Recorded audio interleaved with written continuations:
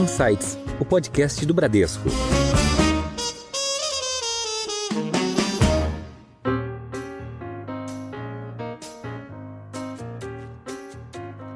Essa qualidade das equipes de Saint-Gobain no Brasil. Francamente, o elemento humano é fundamental.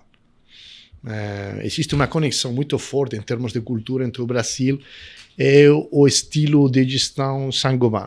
Muitas multinacionais do Brasil, que eu diria falharam, fracassaram nos negócios aqui, foi justamente porque tentaram aqui, primeiro, não respeitar as especificidades que a gente tem no Brasil ou trataram o Brasil como um país só. Olá, tudo bem? Você ouviu agora alguns destaques de hoje, mas tem muito mais. Eu sou a Priscila Forbes e este é o Insights, seu podcast semanal com ideias que provocam um novo jeito de pensar. No mundo, ela já existe há 360 anos, mas no Brasil, a francesa Saint-Gobain chegou nos anos 1930 e desde lá oferece um amplo portfólio de produtos e soluções em diferentes mercados. Para conversar sobre essa atuação gigante da companhia, recebemos hoje o CEO da Saint-Gobain na América Latina, Javier Gimeno. Javier, muito bem-vindo ao Insights. Muito obrigado, Priscila. É um prazer ficar aqui com vocês. Para nós também. E quem está conosco nessa conversa também é o Rafael Dota, Head de Consumo, Varejo e Industrials do Bradesco BBI. Dota, prazer te receber aqui no Insights. Obrigado, Pri. Obrigado, Javier, por aceitar o convite. É um prazer. Javier, você tem uma trajetória longa aqui no Grupo Saint-Gobain. São o quê? Pelo menos 40 anos de história aqui com o grupo? Não, está exagerando um pouco. 40 anos são muitos anos. Eu tenho mesmo. 34, já são bastantes. Pode arredondar para cima. Eu queria que você contasse um pouco dessa sua trajetória. A gente sabe que você passou aí por alguns anos aí por alguns mercados europeus aqui especificamente e pela Ásia. Como é que você chegou aqui ao cargo de CEO da América Latina para Saint-Gobain? Bom, como já falamos, eu comecei 34 anos atrás na Espanha. Eu sou espanhol, nasci na Espanha. Eu terminei os meus estudos e imediatamente comecei a trabalhar na Saint-Gobain. Sinceramente, eu não conhecia bem o que a Saint-Gobain era, mas consegui uma boa proposta de trabalho e comecei a trabalhar com eles. Imediatamente, a Saint-Gobain, que é uma empresa muito grande, que apresenta muitas oportunidades, me ofereceu a oportunidade de ir para a França. E já aí comecei a minha carreira internacional. Eu trabalhei 13 anos na França, 2 anos na Alemanha, mas eu acho que o salto mais relevante na minha carreira foi no ano 2010, quando eu recebi a proposta de ir para a China, para ser presidente da Saint-Gobain em Ásia-Pacífico. Um escopo geográfico muito grande, muito dinâmico, com um potencial de crescimento impressionante. Eu gostei muito da minha experiência asiática, tanto no plano pessoal quanto no plano profissional. Mas, claro, a vida é uma sucessão de etapas. E chegou o momento que eu queria experimentar coisas novas. Essa oportunidade chegou no ano 2021, quando o grupo me propôs vir aqui para a América Latina para liderar um projeto nesta região também cheia de potencial. Então, desde julho do ano 2021, estou aqui, bem contente no Brasil. Eu conhecia já o Brasil, tinha vindo bastante tempo atrás. Francamente, muito, muito feliz, bem contente. Vamos falar de tudo isso ao longo da entrevista. Que legal. E Javier, se a gente for falar aqui da história da Saint-Gobain, a gente pode dar aqui uma aula de história, né? Porque é uma empresa que hoje é uma grande multinacional, uma empresa de origem francesa, né? Que nasceu ali no vilarejo com o mesmo nome, o nome de Saint-Gobain. E ela foi responsável, por exemplo, pelos espelhos, né? Os famosos espelhos no corredor do Palácio de Versailles. Exatamente. Que foi construído ali nos anos de 1600. E isso é cheio de história, né? Então, se a gente fosse falar só desse pedacinho aí de Versailles, já renderia 1 milhão de histórias. Mas queria que você fizesse como se fosse assim um recap, né? Dessa origem nobre, né? da empresa. E em meio a tanta história, um pouco dessa trajetória de como chegou até os dias de hoje, quantas fábricas, né, tem ao redor do mundo, as principais marcas que compõem o portfólio da Saint-Gobain no Brasil e um pouco de grandes números, né, tamanho de vocês aqui na América Latina. Perfeito. Bom, como você falou, somos uma empresa muito longeva. A Saint-Gobain foi criada no ano 1665. Então, o ano que vem, estamos cumprindo 360 anos de história. Uma história, eu falaria, de bem sucedida.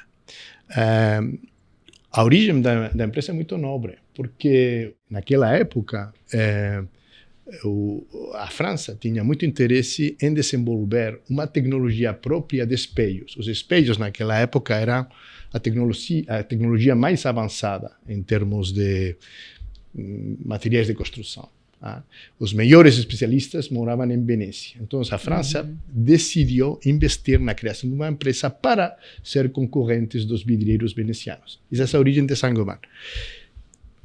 Depois da criação, a Saint-Gobain começou um desenvolvimento muito rápido, primeiro na Europa, chegou para a Espanha bastante rapidamente, para a Alemanha, e decidiu sair do continente europeu já ao início do século XX, chegando para o Brasil nos anos 30 do século passado. 90 anos de história do Brasil, onde nos desenvolvimos de forma muito rápida e muito positiva. A Saint-Gobain hoje é o líder mundial de matérias de construção leves e sustentáveis. Os números principais são os seguintes: as vendas anuais são por volta de 50 bi de euros, com uma margem operacional bem bacana. Quanto que a América Latina representa? A América Latina representa 10% dessas vendas. No mundo inteiro trabalhamos mais de 160 mil pessoas, e aqui na América Latina somos por volta de 25 mil. E no Brasil, ao redor de 12 mil empregados de Saint-Gobain neste país. Estamos operando quase 1.000 fábricas no mundo inteiro, 100 na América Latina e 61 fábricas operando aqui no Brasil, que tem sido historicamente um país muito importante para Saint-Gobain e que ainda representa uma parte muito relevante em termos de vendas e de rentabilidade. E vocês ainda fazem espelhos? Ainda fazemos, mas aquele produto que foi a origem da empresa hoje apenas representa 0,1% de nossas vendas. O portfólio hoje é enorme, né? Exatamente. Como você falou, queremos ser os líderes mundiais de construção leve e sustentável com uma gama de produtos e soluções muito ampla e muito profunda. Então, aí o vidro é uma parte importante, os espelhos um pouco menos, mas temos desenvolvido uma gama muito grande para levar para a construção civil um conjunto de sistemas e soluções completo. Javier, acho que um ponto aqui relevante, né? A Saint-Gobain atende aí diversos segmentos e setores, né? Passa pela indústria, o segmento aqui de construção, mobilidade, e a gente notou aí recentemente um foco muito grande no mercado latino-americano, onde a gente está, obviamente, presente, e asiático. Queria que você falasse um pouco das suas perspectivas com relação a esse mercado, ao Brasil especificamente, como é que você vê aqui as oportunidades de crescimento, e a gente já mencionou aqui da relevância da América Latina, mas hoje, perante os demais países, o que o Brasil representa para o grupo? Bom, eu diria que a América Latina, o Brasil, apresenta um potencial de crescimento muito importante para o grupo. E já agora é uma realidade importante. O Brasil, em termos de vendas, em termos de faturamento, é o país número 5 da Saint-Gobain, do universo Saint-Gobain. E também fica nas primeiras posições em termos de rentabilidade, em termos de desempenho. A Saint-Gobain tem um projeto muito ambicioso aqui na América Latina e no Brasil. Por que existe esse potencial tão grande? Basicamente por 3 razões. Primeiro, por razões demográficas. O Brasil é um país de 220 milhões de habitantes com uma taxa de natalidade, que se fala, alta. E com um percentual da população ainda pequeno em termos de classe média, o que quer dizer que nos próximos anos as classes médias brasileiras vão se desenvolver muito mais rapidamente do que em outros países como os Estados Unidos e a Europa. Segunda razão é que o tipo de produtos que a Saint-Gobain está levando para o mercado tem na América Latina no Brasil ainda uma taxa de penetração muito baixa. Vou te colocar um exemplo. Uma de nossas linhas de produtos mais importantes é o drywall. O drywall, o consumo per capita no Brasil é apenas 0,7 metros quadrados por habitante ano. Nos Estados Unidos é 10, na China é 3,5, no Chile é 5. Então você viu, simplesmente atingindo níveis de penetração próximos dos outros países, o país pode crescer muito.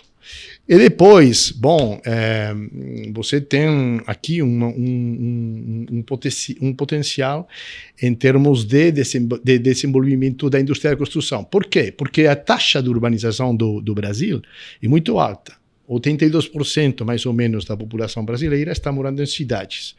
Mas esse processo de urbanização do Brasil foi, desculpa falar assim, mal sucedido, no sentido que os padrões desse processo de urbanização não foram os mais altos do mercado.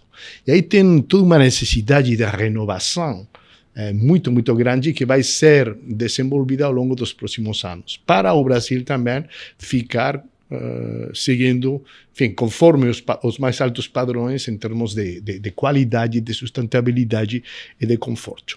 Por essas três razões, Saint-Gobain tem uma visão muito, muito otimista do país e vamos continuar investindo muito de forma muito relevante.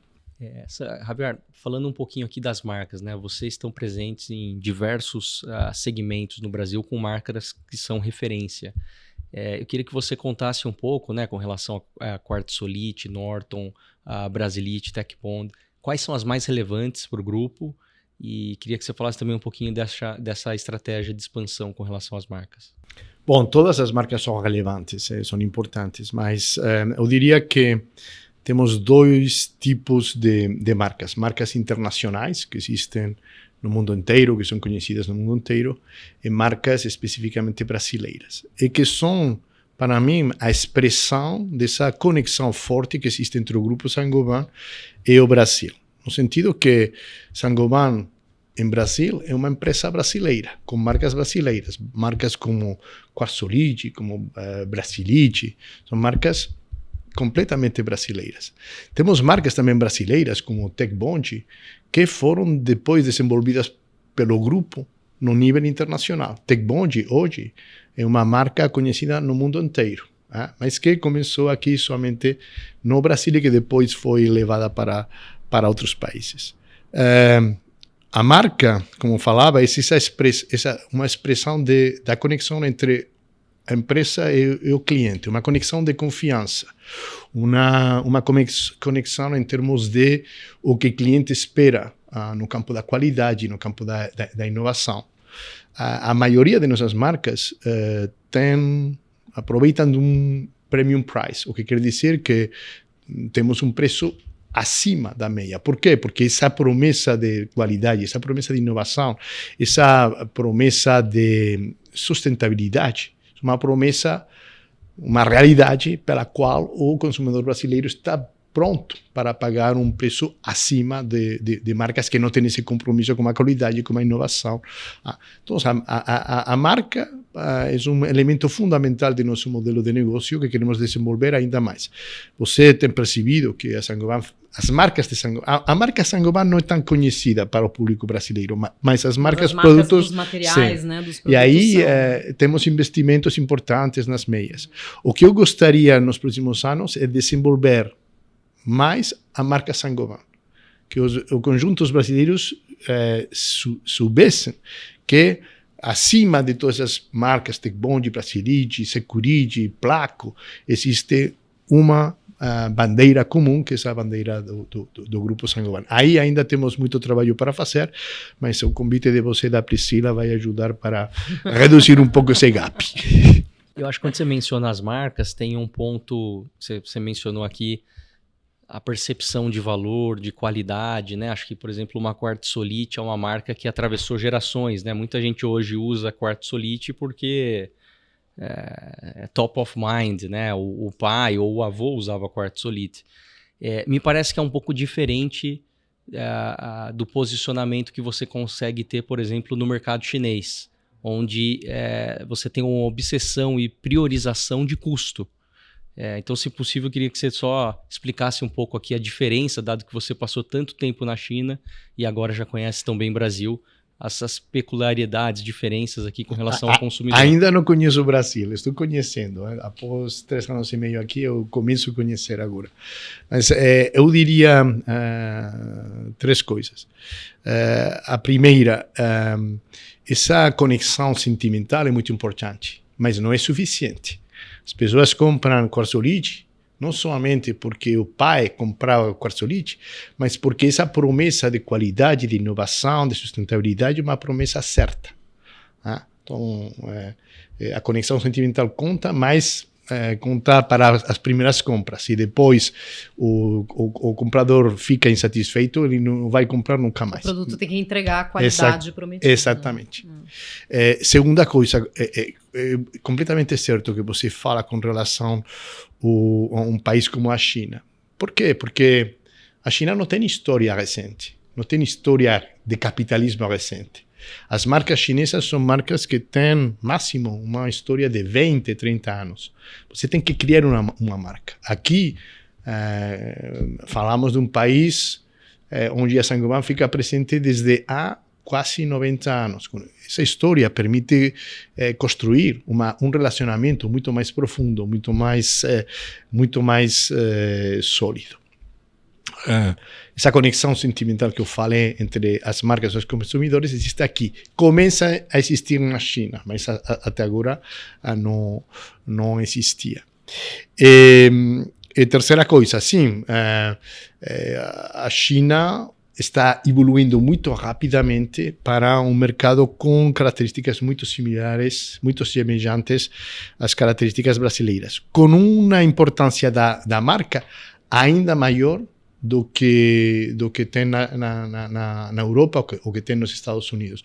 O chinês, não sei se o termo é adequado, é muito marquista.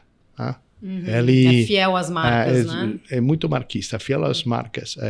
Eu acho que o consumidor brasileiro é mais independente, também porque está mais treinado, tem um conhecimento maior. Então, ele, se não fica satisfeito com essa proposta de valor, ele vai mudar, mesmo se tem essa tradição de família e tudo isso. Por isso, as marcas são importantes, mas o que mais conta é esse trabalho para, como você falou, entregar essa promessa de valor que uma marca encerra no seu nome. Uhum. Javier, a gente tocou aqui brevemente nos resultados da empresa, mas a gente queria entender um pouco melhor, né? Porque vocês vêm apresentando resultados consistentemente fortes e crescentes, né? Então, queria entender um pouco melhor as principais razões desse sucesso, desse crescimento, falando especificamente da operação no Brasil, que, claro, você tocou em alguns pontos aqui de demografia, né? De uma demografia um pouco mais jovem, de uma classe média ascendente, de um perfil mais urbano, né? E que requer mais reformas dentro dessa... Faltou um pouquinho de planejamento ali, talvez, né, na questão urbanística, e isso acaba levando a mais reformas, né, o famoso puxadinho que o brasileiro adora. Mas queria que você se aprofundasse um pouco nas razões do sucesso da operação no Brasil e também na América Latina como um todo. Bom, é verdade que é uma história bem sucedida, de mais de 90 anos, e as perspectivas do futuro ficam também muito positivas.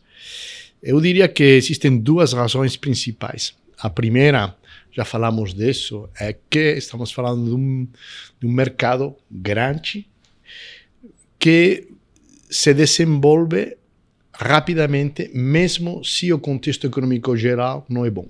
Por quê? Porque estamos falando de produtos e serviços com uma taxa de penetração ainda baixa e que continua aumentando, mesmo quando as condições econômicas gerais não são boas.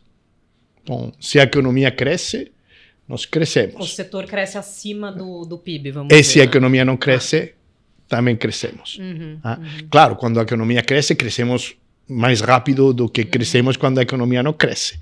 Mas o elemento fundamental é que crescemos mesmo quando a economia geral não cresce. Setor bem resiliente. Exatamente. Né? E esse elemento vai ficar presente nos próximos 20 anos, porque, como já falei, a taxa de penetração fica ainda baixa. Segundo elemento de sucesso, e aí eu sou muito sincero, essa qualidade das equipes de Saint-Gobain no Brasil. Francamente, o elemento humano é fundamental. Existe uma conexão muito forte em termos de cultura entre o Brasil e o estilo de gestão Saint-Gobain, entre a cultura do Brasil e a cultura da Saint-Gobain. Valores que são muito comuns, solidariedade, colaboração. Então, eu acho que a Saint-Gobain desenvolveu uma equipe de uma qualidade extraordinária. Hoje, além de mim, que sou estrangeiro, você não tem estrangeiros aqui no Brasil. A equipe é toda brasileira? É brasileira. É brasileira. Eu acho que o fato de gerenciar o negócio por pessoas que conhecem intimamente a realidade brasileira é um fator decisivo de sucesso. Contrariamente a outras empresas estrangeiras que trazem estrangeiros que vão gerenciar bem, mas que não têm essa conexão forte, esse conhecimento profundo, íntimo das realidades que precisam gerenciar. E aí, o decisivo é o modelo de gestão da Saint-Gobain. A Saint-Gobain é um modelo muito descentralizado. Muito. Claro, temos uma estratégia global, mas essa estratégia precisa ser adaptada, ajustada por país. E mesmo por região dentro de um grande país como o Brasil. Entre outras razões, porque nossa indústria principal é a indústria da construção. E você não constrói da mesma forma no Brasil que na China. Você não constrói da mesma forma no Nordeste brasileiro que no Sudeste. Então você precisa de capacidade de adaptação permanente, que somente dá quando você trabalha com equipes puramente, genuinamente locais. Mas aí vocês dão autonomia para essas equipes locais atuarem, então? Nós falamos, em termos de cultura, sempre falamos de TEC. Trust, Empowerment and Collaboration. E para mim, a parte fundamental é trust. Confiança, empoderamento e colaboração. Exatamente. Né? Para mim, o mais importante é trust, confiança. Quando você dá confiança, você vai gerar imediatamente empoderamento e você vai gerar imediatamente colaboração. Essa cultura fica muito bem ajustada, adaptada, vai muito bem com a cultura brasileira. Existe não sei como se fala, um matching, Deu match. É isso. E é interessante esse ponto, porque muitas multinacionais no Brasil, que eu diria falharam, fracassaram nos negócios aqui, foi justamente porque tentaram aqui, primeiro, não respeitar as especificidades que a gente tem no Brasil ou trataram o Brasil como um país só, como uma coisa homogênea, e a gente sabe que é justamente o oposto disso. É um país muito diferente dependendo da região do estado. E aí, queria aproveitar aqui um gancho relevante. Vocês se posicionam como líderes em construção leve e sustentável. Queria que você explicasse um pouco mais sobre esse conceito, sobre a responsabilidade que é estar posicionado como líder leve e sustentável e os desafios também que estão por trás desse conceito. A construção leve e sustentável é uma forma de construir relativamente nova, uma proposta de valor baseada em uma optimização dos recursos ao longo do ciclo da vida do produto da construção. Isso começa com... Poderíamos diferenciar 5 etapas ou 5 momentos diferentes nesse processo. Primeiro, o desenho. Você tem que desenhar materiais, soluções recicláveis, materiais e soluções que precisem de poucos recursos ao momento de ser produzidos, ao momento de ser instalados.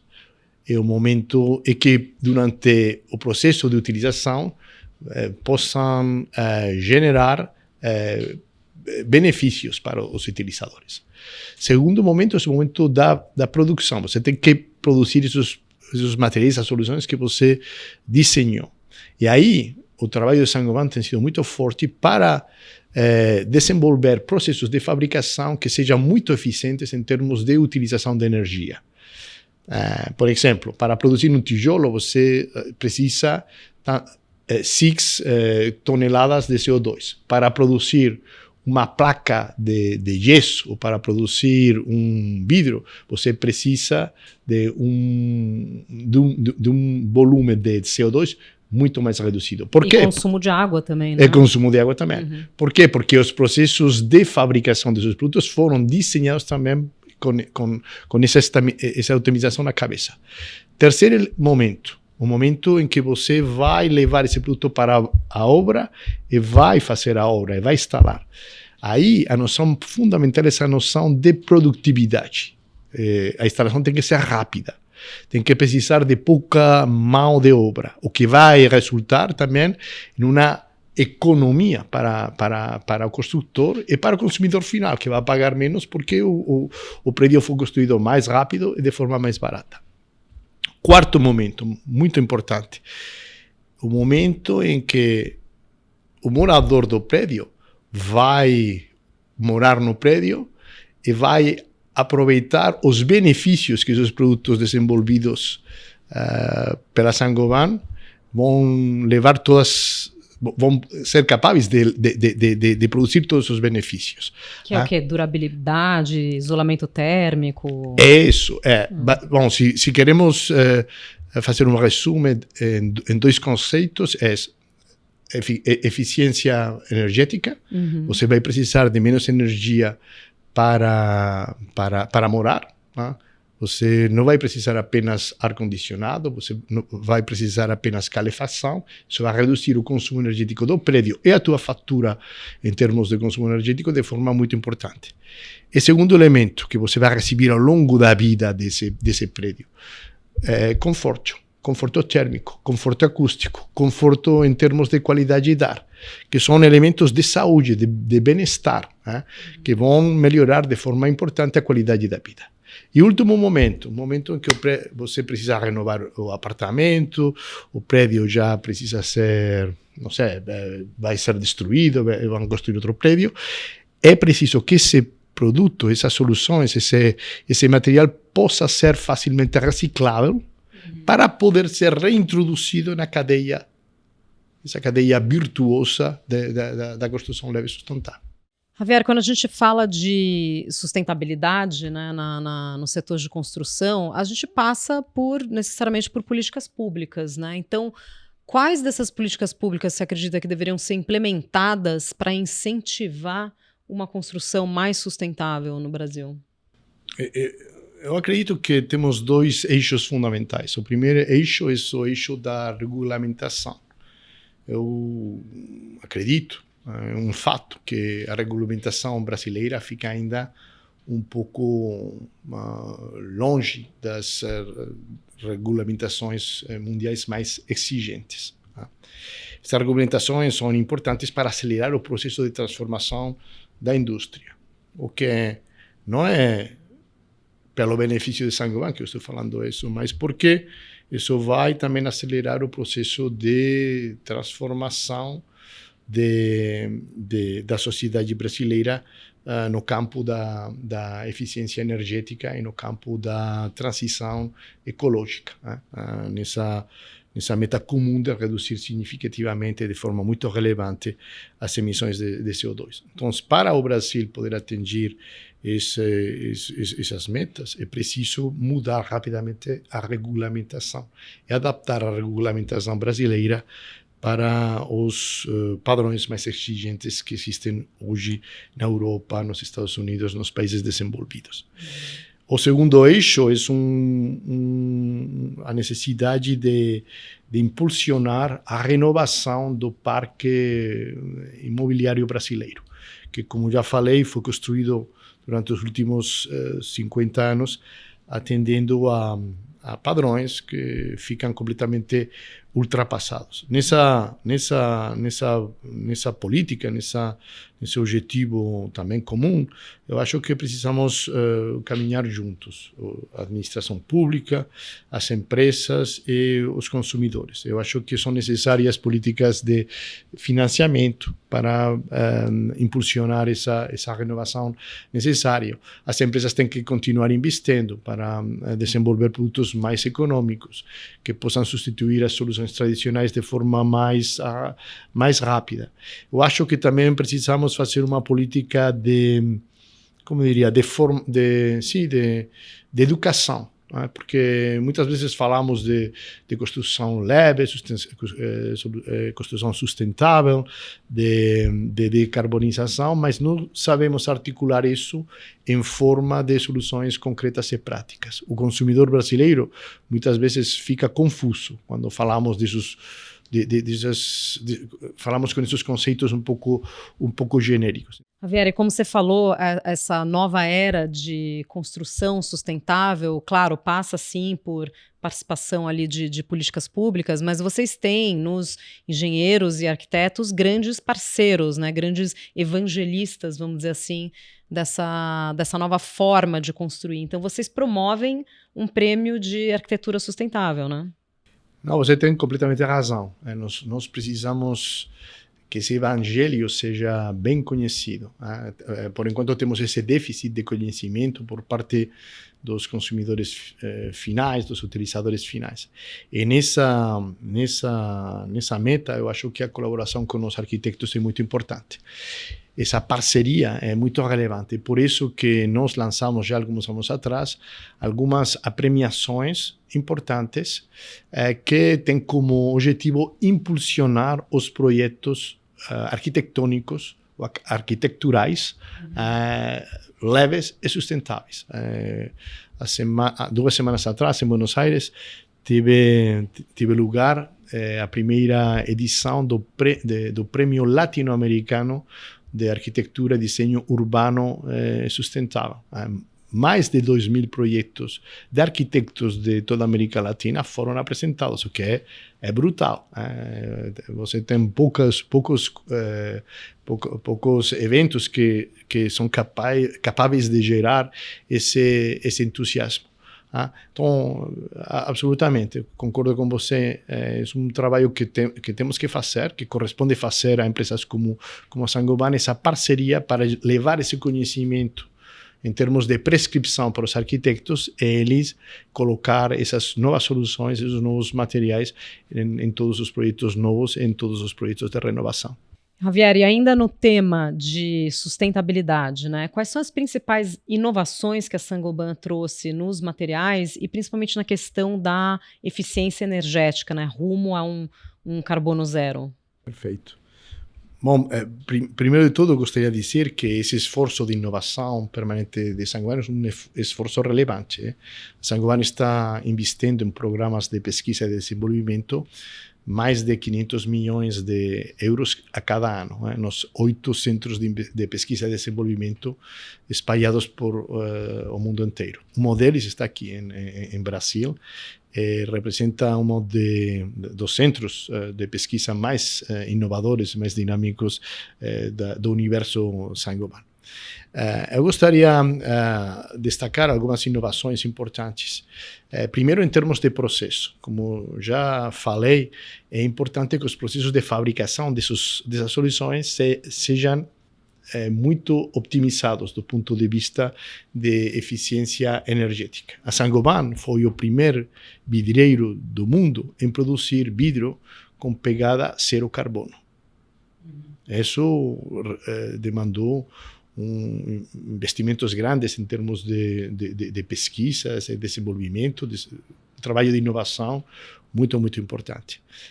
Também somos o fabricante de drywall do mundo, o primeiro fabricante nesse campo que levou para o mercado o drywall com a pegada carbono mais baixa de todos. Ainda uma vez mais, porque o processo de fabricação fica muito otimizado e porque nesse processo de fabricação utilizamos de forma muito, muito relevante produto reciclado. né? Placas de gesso que são recuperadas, elevadas e reintroduzidas no processo de fabricação. Vocês patentearam esses processos? Sim. A Saint-Gobain publica a cada ano mais de 450 patentes no mundo inteiro.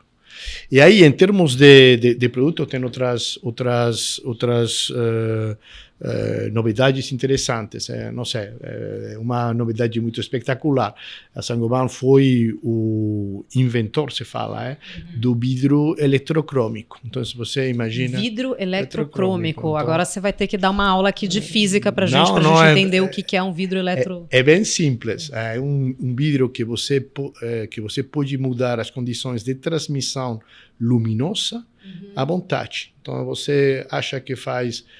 muito quente. É que nem aqueles óculos que vão não, por exemplo, nos aviões, você tem vidros eletrocrômicos nas janelas. Você pode mudar o nível de transmissão luminosa, mas o que você fala são fotocrômicos, o que quer dizer que o vidro se adapta às condições do sol. Aqui estamos falando, o vidro se adapta ao que você quiser. Eu quero que o vidro fique mais escuro, você... aperta um botão. Mas como funciona isso? Tem um dimmer? Sim, tem um botãozinho, você aperta, quero mais claro, quero mais escuro.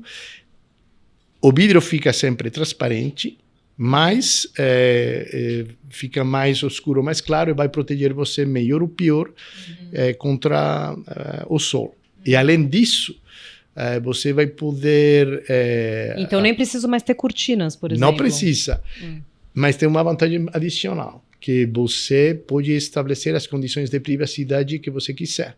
Imagina, você tem um escritório todo com vidro, e no momento preciso você quer ter uma reunião com um colaborador, com um parceiro, e você precisa de um certo nível de privacidade. Você vai apertar o botão, isso vai mudar o escuro, e você vai poder ver através, mas não vai poder ser visto de fora. Então ele fica que nem naquelas salas de interrogatório. Você consegue... um pouco isso. Entendi. Um pouco isso. Super high-tech. Mas o que é interessante é que você muda. Você decide o que você quiser, o que você quer. Javier, está muito claro o tema de sustentabilidade, como chega no consumidor final e a preocupação que a Saint-Gobain tem com relação a isso. Agora, olhando um pouco para dentro, como é que vocês integram, como é que vocês trazem esse tema nas operações, na cadeia de suprimentos? É um elemento fundamental do modelo de negócio da Saint-Gobain, eu diria mesmo da personalidade da Saint-Gobain, esse compromisso com a decarbonização. A Saint-Gobain foi uma das primeiras empresas mundiais, estamos falando de bastantes anos atrás, em assumir essa promessa de descarbonização para o ano 2050. Cumprir essa promessa é particularmente duro em uma empresa como a Saint-Gobain, que tem 1000 fábricas operando. Como fazer para que essas 1000 fábricas não emitam CO2? 1000 fábricas em diversas geografias. Esse número vai continuar crescendo. Para o ano 2050, provavelmente tenhamos pelo menos um número duplo. Então, isso anima a vida interna de Saint-Gobain permanentemente. O desempenho medioambiental para Saint-Gobain é tão relevante quanto o desempenho financeiro. Ao final de ano, quando analisamos as metas, os objetivos de cada empregado, a parte financeira tem muita importância, quanto vendeu, quanto dinheiro ganhou, mas a parte medioambiental, quanto progredimos em termos desse caminho para a descarbonização, é também muito importante. Antes de chegar a 2050, temos algumas etapas intermediárias, se fala, relevantes. Para 2030, temos que reduzir de 33% as emissões de CO2 comparado com o ano 2017, também aqui na América Latina. Lembrando que em 2017 o número de fábricas de Saint-Gobain na América Latina era a metade. Então, você imagina o esforço que temos que fazer. Estou falando aqui de escopo 1 e 2.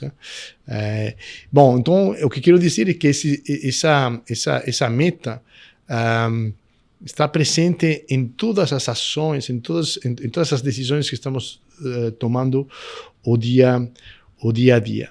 Isso é uma questão de produção, uma questão de logística, de relacionamento com os fornecedores, porque os fornecedores também têm que participar nesse esforço coletivo. É uma tarefa bem dura, mas com um propósito tão legal que eu acho que é uma meta muito motivadora. Você sabe que o propósito de Saint-Gobain é making the world a better home, fazer do mundo um lugar melhor. Né? É isso. Então, isso impulsiona, anima as equipes muito mais do que uma meta puramente financeira. Uhum. E quando a gente fala de sustentabilidade, claro, a gente imediatamente pensa nessa questão ambiental, mas passa também pelas questões sociais e de governança. Então, queria que você falasse um pouco sobre o Comitê de Diversidade, que foi criado na Saint-Gobain e especificamente no Brasil, né? Qual que é o papel desse Comitê de Diversidade? Quais os resultados que vocês escolheram através dele? Eu diria que a Saint-Gobain do Brasil é uma empresa diversa, bastante diversa, mas ainda não suficientemente diversa. Esse comitê de diversidade foi criado para impulsionar esse caminho para ser verdadeiramente uma empresa reconhecida pela diversidade de nossas equipes. E aí eu acho que vocês temos um eixo duplo. Primeiro, é um eixo moral. O compromisso com a diversidade, com a igualdade de gêneros, com a igualdade de raças. É um compromisso ético, moral. Mas tem um segundo eixo também muito interessante, que é um eixo de eficiência.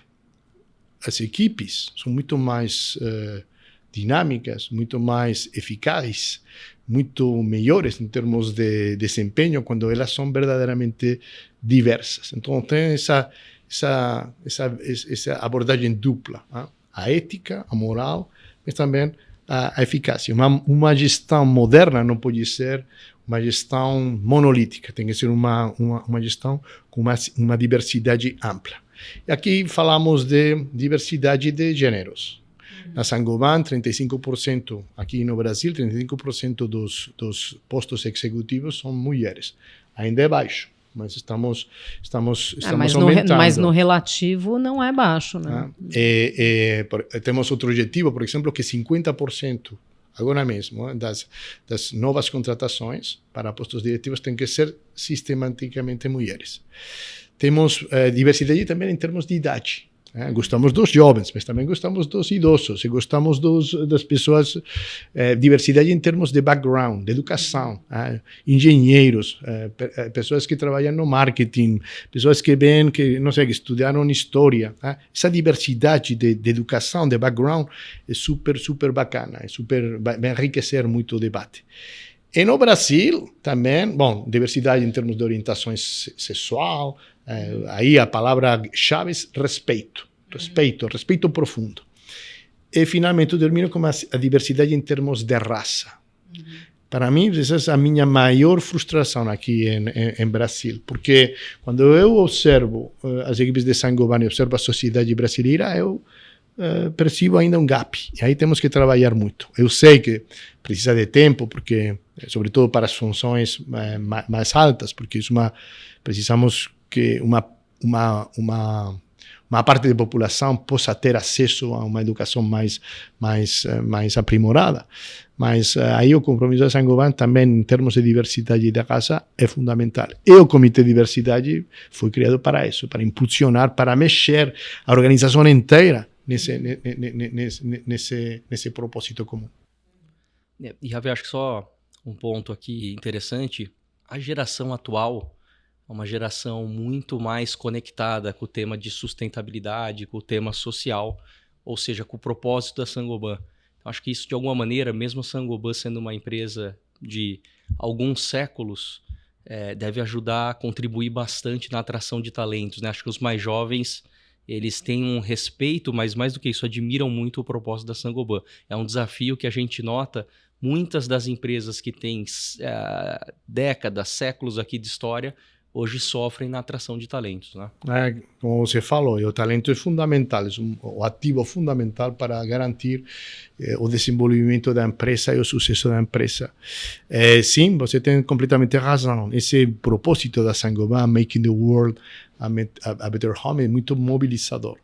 E nós fazemos a cada ano uma pesquisa muito interessante do clima da empresa. Cada empregado, desde o mais alto até aquele que está no mais baixo da cadeia, é perguntado sobre a empresa, a estratégia da empresa, o clima da empresa, o que está funcionando, o que não está funcionando. Eu tenho muito orgulho de dizer que o que se chama tecnicamente o Net Promoter Score é super alto. Aqui no Brasil é um número bem acima da média Saint-Gobain e bem acima a média das empresas brasileiras no Brasil. E para mim, uma parte muito importante desse sucesso é essa participação ativa de todos os empregados da Saint-Gobain nesse propósito comum que vai além do desempenho financeiro. Como todos estamos brigando por atrair os melhores talentos, eu acho que essa é uma alavanca importante. Os jovens, eles têm uma visão do trabalho que vai além do salário. Eles precisam ter um propósito na vida, que todo esse tempo que eles passam na empresa, que é um tempo muito relevante, sirva não somente para ganhar um salário e poder viver, mas também para transformar o mundo. Isso eles podem encontrar na Saint-Gobain. Muito bom. Estamos, infelizmente, chegando ao final aqui do nosso episódio, mas como não poderia deixar de ser, nossa sempre tradicional sessão de dicas, onde a gente pede aos nossos convidados, Javier, que compartilhem aqui dicas culturais, podem ser livros, filmes, séries, palestras, o que você quiser trazer aqui para os ouvintes do Insights. Eu vou parecer um pouco clássico, mas eu acho que neste mundo moderno, onde as coisas acontecem muito rapidamente, dá para voltar de vez em quando para os clássicos. Eu recomendaria 2 livros. Um livro de um autor francês, Voyage au bout de la nuit, Viagem ao final da noite, de Céline. Céline, quando você lê esse livro, você entende todo o realismo mágico latino-americano que foi desenvolvido 50 anos depois. E segundo... Que o Gabriel Garcia Marques bebeu dessa fonte também. Exatamente. E segunda dica, eu adoro Borges, o escritor argentino. E aí, qualquer livro de Borges é uma aventura intelectual. Ninguém escreveu o espanhol como ele escreveu, com essa profundidade. Então, é isso. Muito bom. Dota, o que você traz aqui de dicas? Bom, a gente está diante de uma empresa aí de 360 anos, então eu achei que deveria trazer aqui uma dica de um livro de longevidade, não corporativa, mas pessoal. Então, um livro que eu li recentemente que eu achei muito bacana é o Outlive, que foi lançado o ano passado, do Peter Attia. Ele até teve com a gente aqui em um dos eventos do banco.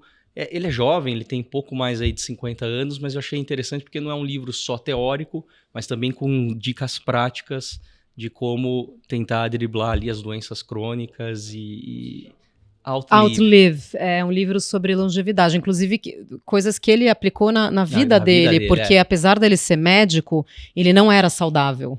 E depois que ele teve algumas questões de saúde física e até de saúde mental, que ele começou a utilizar na vida dele os próprios conselhos que ele dava para os pacientes. Comprei imediatamente. Tem uma livraria perto daqui.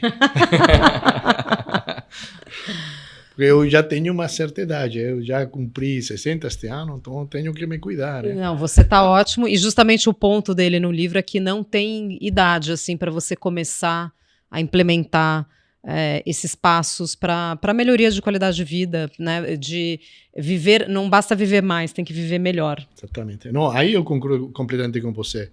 E aí, uma dica importante nesse sentido, o exercício físico. Permanente, sistemático.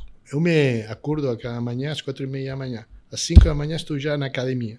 De segunda até sexta. Sábado e domingo não, porque a academia abre mais tarde. Eu gostaria de recomendar a todos os jovens que estão ouvindo, se eles querem chegar a uma certa idade com uma saúde boa, um nível de energia bom, o exercício físico é fundamental. Exatamente. Bom, esse foi mais um episódio do Insights, o podcast do Bradesco, e eu tive o prazer de conversar com Javier Gimeno, CEO da Saint-Gobain na América Latina. Javier, muitas gracias.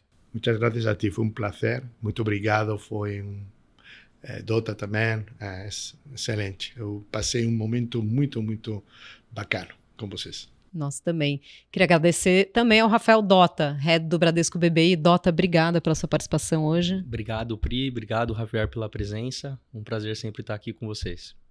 Muito bem, e vocês que nos acompanham já sabem que o Insights está nas principais plataformas de áudio. Estamos também no Instagram, no perfil @podcast.insights.